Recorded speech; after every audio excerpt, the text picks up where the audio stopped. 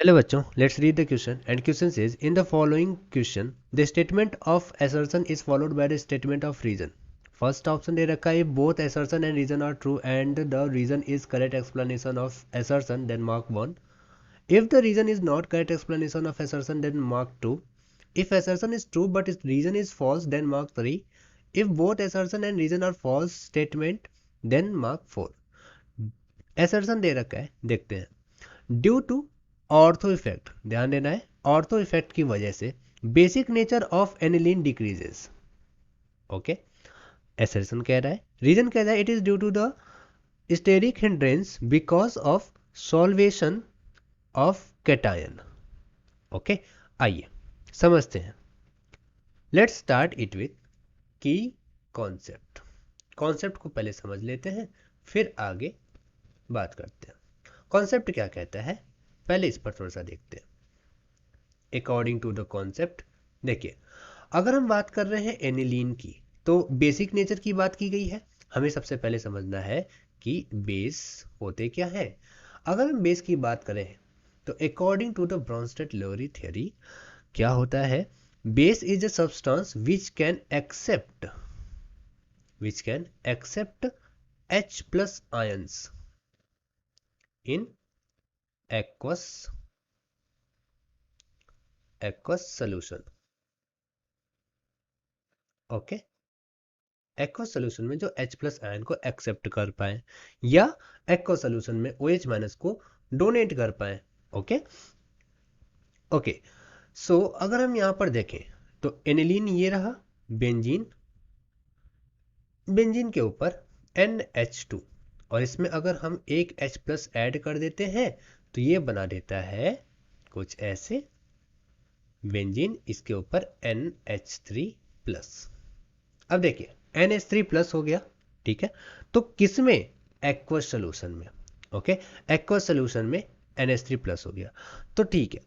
अब समझते हैं, यहां पर कह रहा है due to the ortho effect. Ortho effect क्या हुआ कि इसके ऑर्थो पोजीशन पे, यानी इस पोजीशन पर या इस पोजीशन पर अगर कोई बल्की ग्रुप आ जाता है, लाइक CH3 हो गया, ओके, मेथाइल ग्रुप आ गया, तो अगर मान लीजिए ये रहा एनिलीन, बेंजीन रिंग है, ओके, और यहां पर है NH2, फाइन. यहां पर अगर मैं CH3 लगा देता हूं तो अब क्या हो गया कि ये जो है CH3 ये बड़ा सा ग्रुप होगा, ये बल्की होगा. कैसा होगा, ये बल्की होगा, इतना बड़ा बड़ा सा ग्रुप हो गया.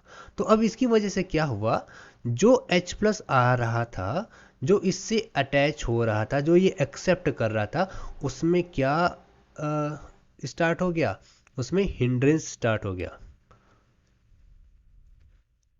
क्या हो गया, हिंड्रेंस स्टार्ट हो गया. और हिंड्रेंस स्टार्ट हो गया तो ये जो बनने की टेंडेंसी है ये डिक्रीज हो गई. डिक्रीज, क्या, टेंडेंसी डिक्रीज हो गई. तो अब क्या ये इसका बेसिक नेचर वैसा रहेगा जो पहले से ऐसा था, नहीं जी, वैसा नहीं रह पाएगा, बेसिक नेचर डिक्रीज हो चुका होगा.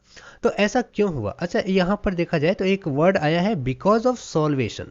सॉल्वेशन क्या होता है, सॉल्वेशन होता है that the interaction of solvent with dissolve solute.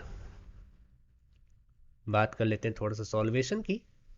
Solvation क्या होता है, सॉल्वेशन, सॉल्वेशन अगर कहीं पर भी वर्ड है घबराने की जरूरत नहीं है. It is the interaction of a solvent with the dissolved solute. Okay, dissolve solute के साथ सॉल्वेंट का इंटरेक्शन को सॉल्वेशन कहते हैं. इन अदर वर्ड्स आप आसानी से कह सकते हो हाइड्रेशन. तो यहाँ पर क्या हो रहा है, हाइड्रेशन ही तो हो रहा है.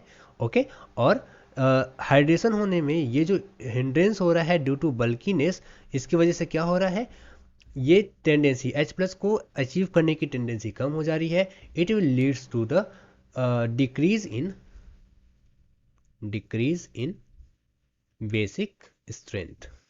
ओके, सो यहाँ पर दोनों के दोनों करेक्ट है and reason is the best और the correct explanation of assertion. Then यहाँ पर कौन सा रहेगा, both assertion and reason are true and the reason is the correct explanation of assertion, then mark 1, यानी हमने मार्क कर दिया 1 को। Hope you understand it well, best of luck.